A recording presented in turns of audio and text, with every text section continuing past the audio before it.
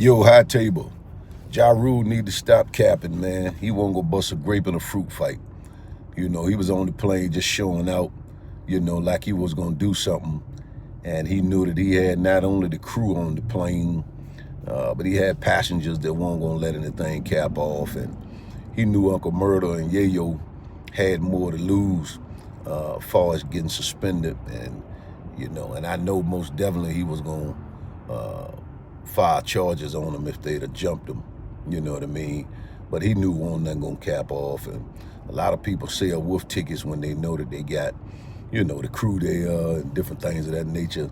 But the way he had his hands crossed in front of him like he was at a wedding or like he was at the door ushering at a church and kept saying, let's shake.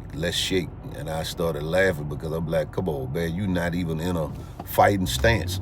You talking about let's shake, and you got your hands in front of you. So, but it's crazy how that all capped down, man. Yayo and Uncle Murda just started their podcast called The Real Report.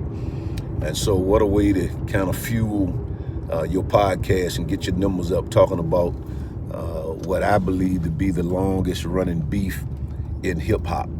And, Fifth refused to let it go. And he has his reasons. And even after Irv passed, we all saw, Fifth didn't show any remorse because, he almost lost his life.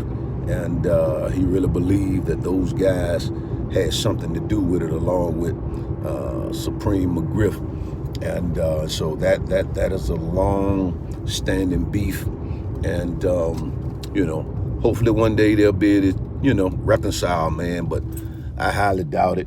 And but yeah, for them to be on the plane like that at time, for a minute, I thought it was some AI. It just was crazy. And they was right. Ja was sitting right in front of them. So ain't no way I would take a flight knowing I got two cats behind me that can't stand my guts, and I'm trying to take a nap and all of that stuff. I wouldn't even been able to rest.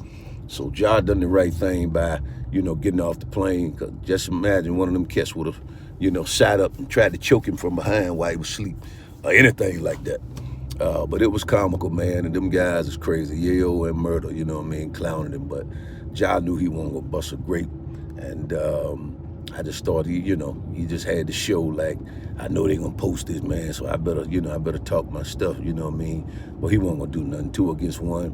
And they'd have ate him alive on that plane, man. So, but yeah, if you enjoy this content, please like, share, and subscribe to this channel.